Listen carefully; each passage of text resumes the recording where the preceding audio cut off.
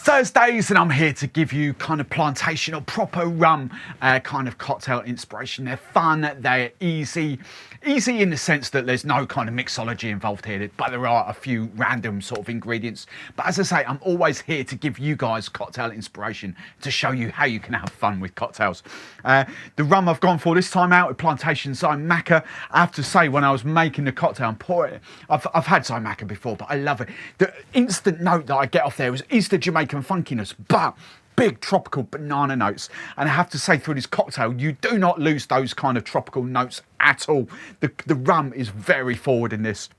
But we've got subtle hints of cinnamon there, coconut, a little bit of vanilla, mango. It is an absolute belter of a cocktail. So as always with my creations, I open the names out to my my legends, my membership community, because my book's getting published really soon now. So I've got 4 entries for this naming one. I've gone for Ash Gibson, has given us Jamaican Sunset, nod to the kind of rum, it's Jamaican rum.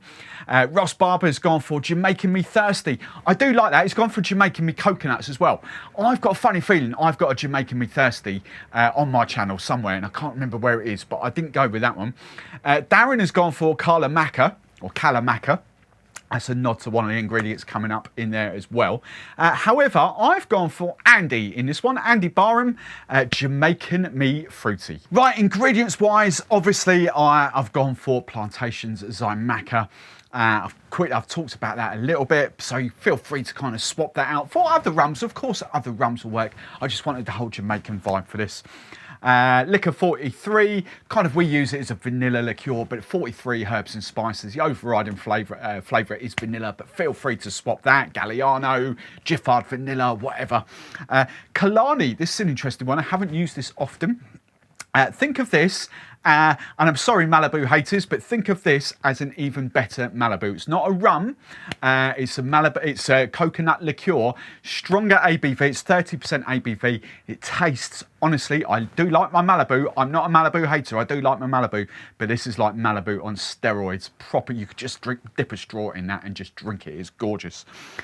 Mango syrup.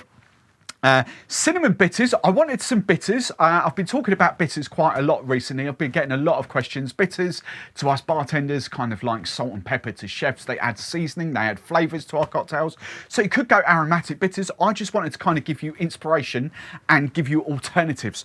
So these are cinnamon bitters to kind of go with the tiki notes. I've got some freshly squeezed orange juice, complete with bits, and some freshly squeezed lime juice. Right then, shaken cocktail. Let's crack on. Ingredient number 1, Plantation Xaymaca. We like that. We're going for 60ml double bubble of this.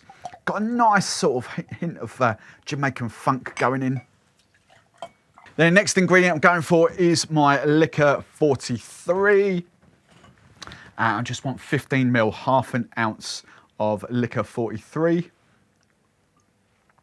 Then I just want a bit of my Kalani, not too much because this is really coconut vibrant. See this? I love this stuff. Mexican actually.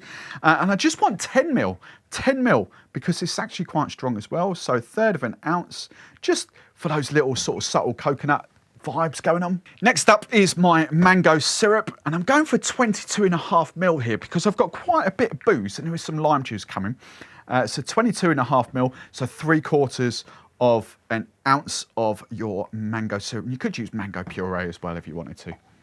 Let's go this order now. So lime juice, just freshly squeezed lime juice. I'm going for 15ml of that. Spilling a little bit over the bar. Then I'm going for my freshly squeezed orange juice, and I'm going for 60ml. I had to double check then. 60ml, 2 ounces of this complete with bits. Now, final ingredient is my bitters. These are pipette-based bitters, and I've actually done like the comparison of how much a pipette is compared to a dash. So, actually, where are we? Let's get a decent one. That, give or take, is roughly the equivalent to 1 dash in like Angostura or something like that. And I know these are cinnamon. So I'm actually going, because I want this a little bit kind of cinnamon forward. I'm going for 1, but 2 pipettes. Right, we're just going to ice up and shake, plenty of ice and some good hard welly for 10 to 12 seconds. Right, when that's all nice and chilly, Glass-wise, I'm going to serve it up in this is a Tiki old-fashioned glass. It's actually quite a big old-fashioned glass, but Tiki old-fashioned. I'm just going to single strain this. Oh, the notes. Oh, that smells divine. Right, and then I've got some crushed ice at the ready to go.